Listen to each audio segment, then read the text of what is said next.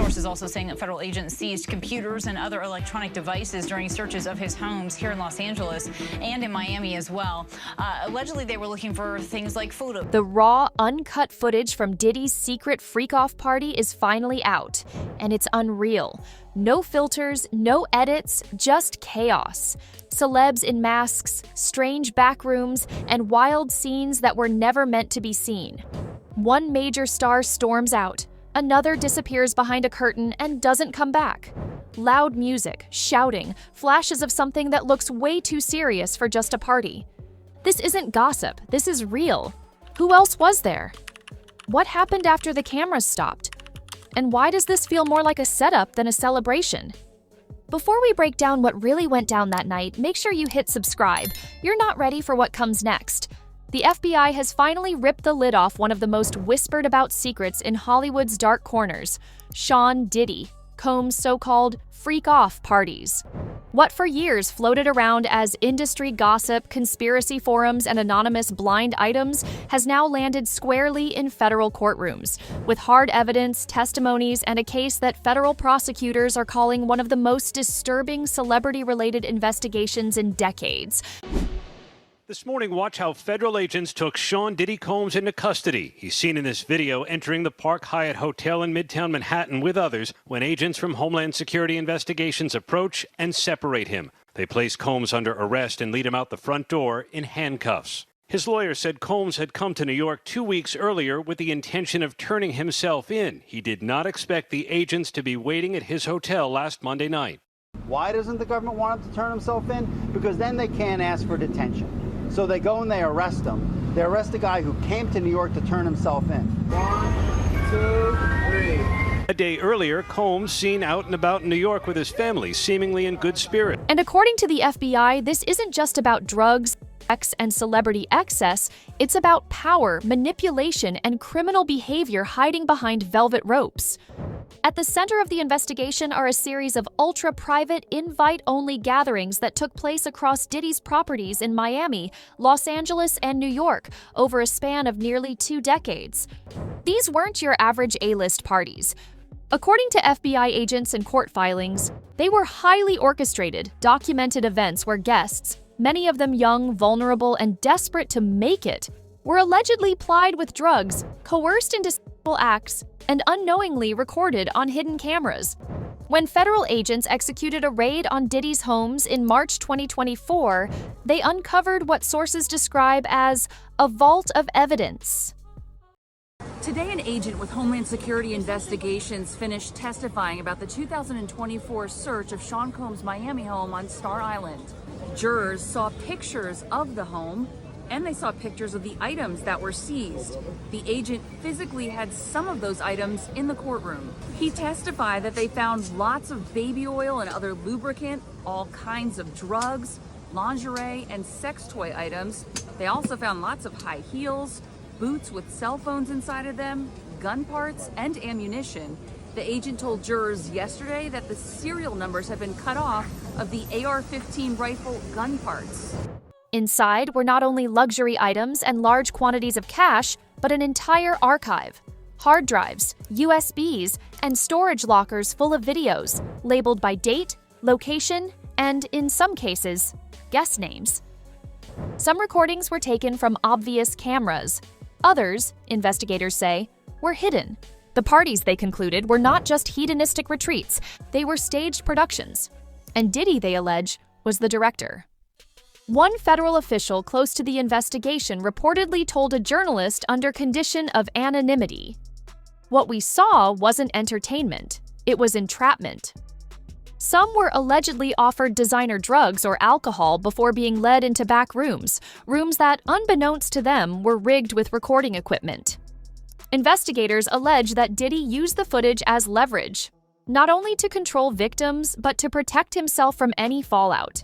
Multiple witnesses interviewed by the FBI claim they were told, either directly or through staff, that everything was being watched, and if they ever spoke publicly, the footage would find its way online. Recently contacted by someone who wanted me to essentially represent them in the sale of one of the Diddy tapes. So, which I declined that because Wait a minute. Say that again.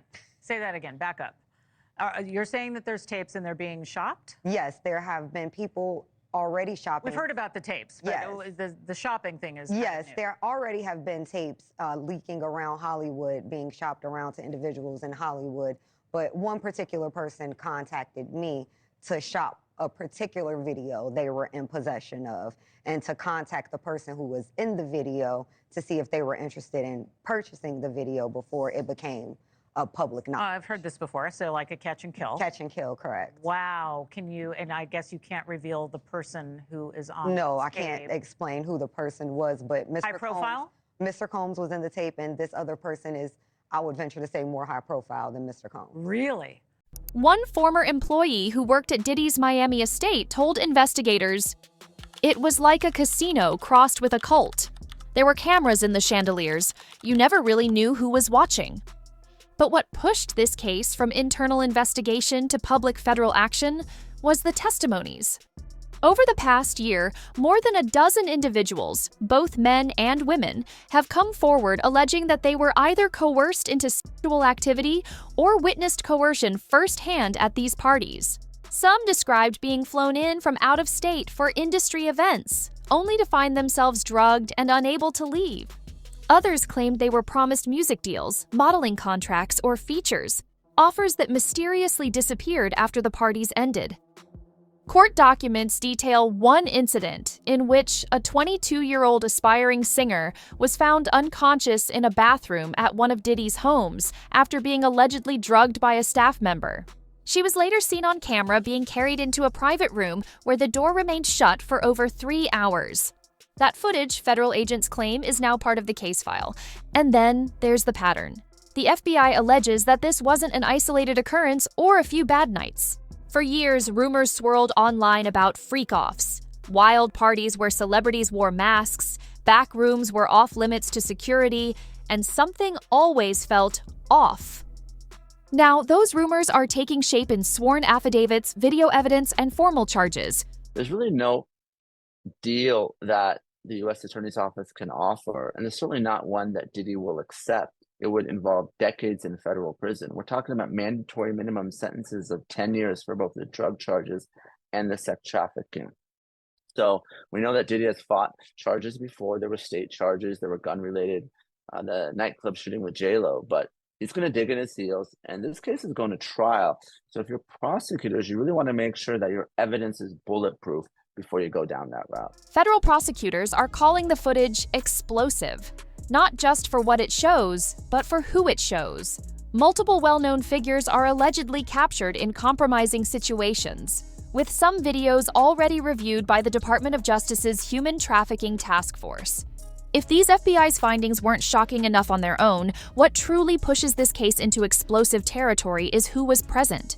Because Diddy didn't throw these parties alone, and he definitely wasn't the only powerful figure in the room. As agents dug through seized footage, guest lists, and internal documents, a pattern emerged. These events weren't just about indulging his own vices.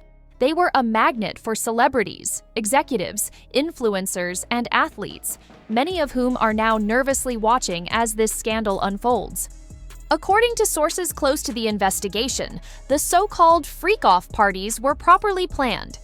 A government witness today is saying that Diddy had an elaborate scheme to use his employees to get drugs and set up those freak-offs. Today we also saw another government witness. This time it was a woman who is a paralegal who doesn't have any first-hand knowledge of the case, but what she did was organize a bunch of different data, text messages for when the jury begins their deliberations, and they were going through tons of text messages, phone calls, and audio recordings, and what you see is Diddy asking for drugs, using his employees to obtain some of those drugs, and also some of these assistants setting up those hotel nights, also known as freak-offs and king nights. A lot of this goes back to the RICO conspiracy charge that he faces, and the big question is, did Diddy use his business to carry out any illegal activity? Remember, prosecutors, they have to prove 2 predicate crimes, among them arson, procuring drugs, the hiring of these escorts. One of Diddy's attorneys saying, not so fast, that although this is a lot of information that the jurors are going to have to go through. This is not an accurate snapshot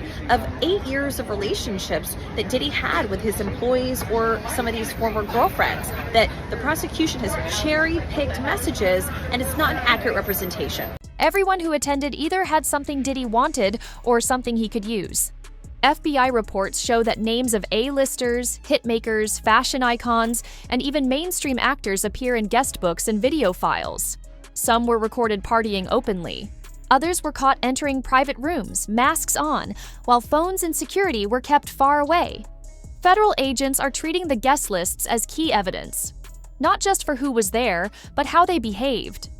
Multiple unnamed celebrities were allegedly active participants in the events, some caught in compromising situations, others shown seemingly leading guests into restricted areas. Several clips, now under review by the Department of Justice, reportedly show well-known figures with young, clearly intoxicated companions, raising questions about consent and knowledge of what they were part of.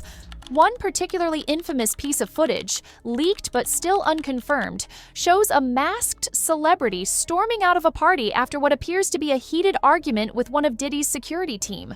Online investigators believe this person is a Grammy-winning rapper known for his past affiliation with Diddy, but who has been suspiciously silent since news of the FBI raid broke. Former assistant David James testifies that Combs was occasionally violent with private chef Jordan Atkinson. According to James, after an altercation at his Alpine, New Jersey home, Combs instructed him to file a police report stating Atkinson was the aggressor and hit him first. James, who witnessed the altercation, says he simply drove around Alpine for roughly an hour before returning and telling Combs it was filed. James says he didn't want to comply with Combs' request because he did not want to file a false report. His sudden exit has led many to speculate whether he witnessed something he wasn't supposed to see, or feared he would be implicated. Other celebrities, perhaps realizing the walls are closing in, have begun scrubbing their digital footprints. Multiple public figures have recently deleted old photos and party clips featuring Diddy. Now there are so many people who've been speaking out for years. They weren't guests at these parties for one wild night. They were there, often in the background, watching it all unfold. And now their voices are being pulled into sharp focus.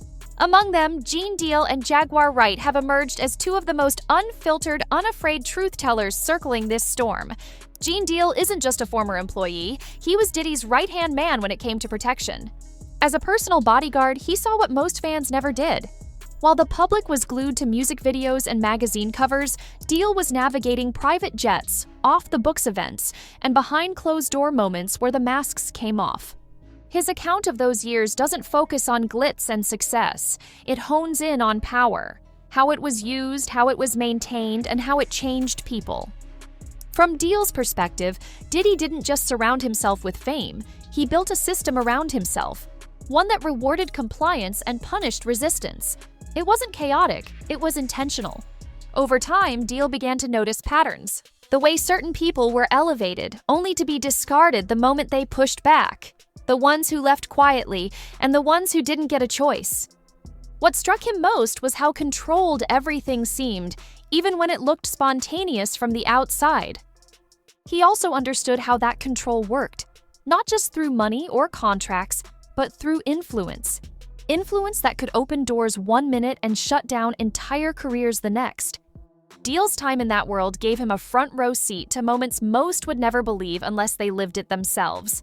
And while he doesn't claim to know every detail of what went on at those infamous freak-off parties, what he shared suggests they were symptoms of a much bigger culture, a culture Diddy curated and enforced. Now, moving on to Jaguar Wright, because she has a lot to say, and she's not holding anything back. Her position as an artist who walked away from the mainstream has given her the freedom to say what others won't. For years, she's been pointing to the cracks in the industry's facade, calling out abuse, exploitation, and what she describes as deeply rooted rot beneath the surface of fame. Jaguar has long warned that what happens behind the scenes isn't just wild behavior or eccentricity. It's structure, ritual, a system of emotional manipulation and psychological control designed to keep people off balance and dependent. While she never claimed to be in Diddy's direct orbit, her understanding of the circles that overlap with his gives her a unique kind of clarity. She's seen the ripple effects, Artists who vanish after one hit, women who re-emerge years later changed, men who carry the weight of secrets they were never supposed to share. What she's laid bare is a truth many in the business won't say out loud. People knew. Not everyone, not every detail, but the rumors weren't whispers. They were just ignored, because calling it out meant risking too much. And for many in the entertainment world, the cost of speaking up was career suicide. Both Deal and Wright challenged the narrative that these allegations exploded out of nowhere. For them, this has been a long time coming. They've been warning anyone who would listen that there was more going on than flashy parties and chart-topping success. Jaguar has emphasized how the emotional toll of being inside this system can distort your sense of reality. Victims often don't even realize they were being harmed until years later. The coercion wasn't always physical. It was mental, social, spiritual. A kind of conditioning that made people doubt themselves even when they felt something was wrong. And in that confusion, the abuse thrived. Both she and Deal have touched on the concept of industry casualties. Not the ones who make headlines, but the ones who simply fade away. Promising young talents who got too close, said the wrong thing, or refused to play the game. For every person who signed a deal and hit the charts, there were others who were silenced. Some were pushed out. Others, according to Wright, were simply broken. What makes their revelations even more powerful now is that they no longer feel like isolated opinions.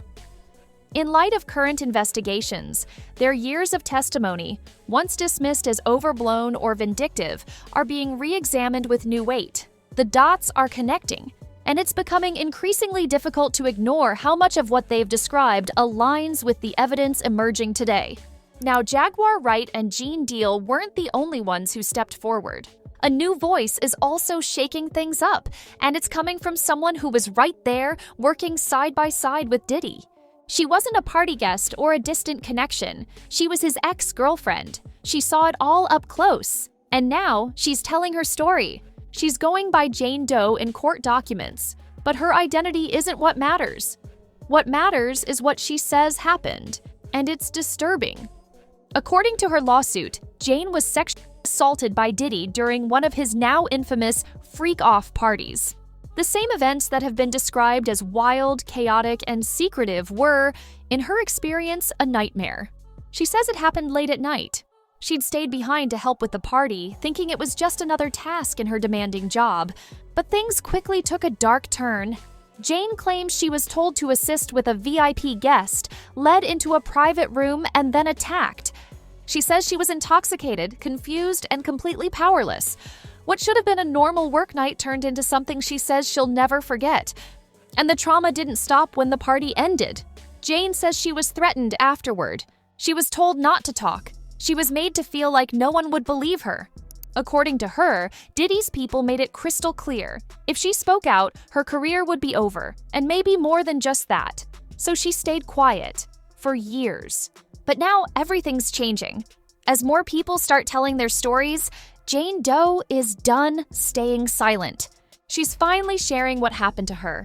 And it's not just shocking, it's heartbreaking. Her story adds a whole new layer to this situation. It shows that this wasn't just about guests and celebrities. Even people who worked for Diddy, who trusted him, who followed the rules, weren't safe.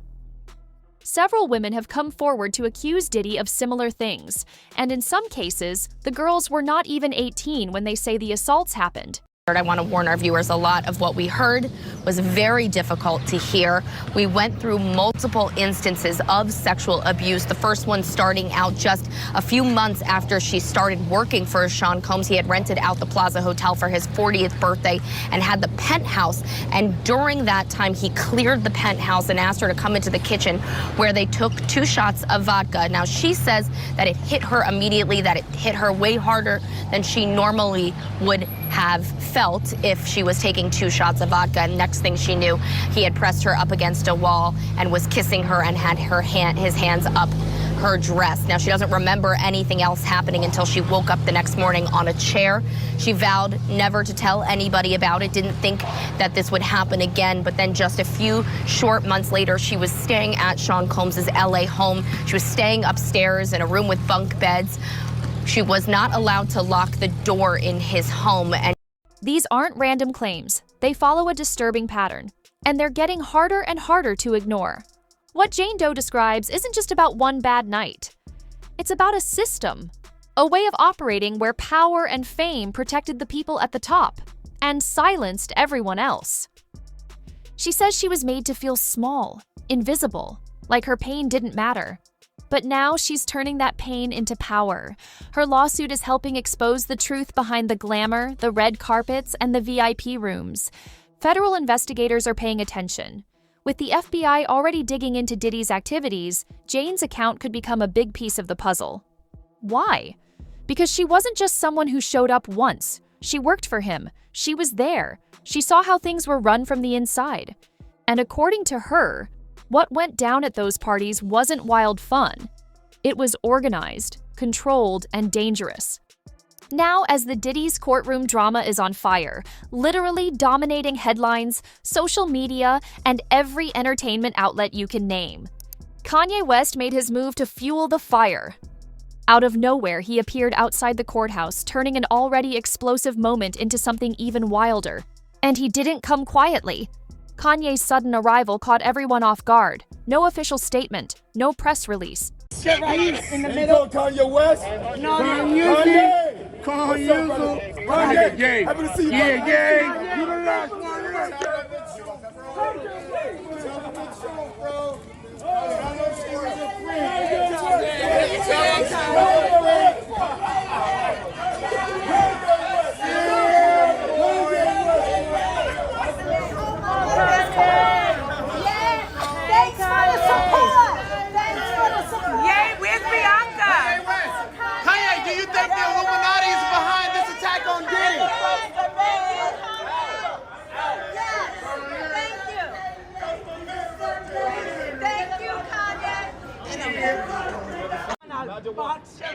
In the middle. Kanye West. Kanye. Kanye, why'd you show up today? You think about testifying? Kanye, why are you here? Kanye, who are you in support of?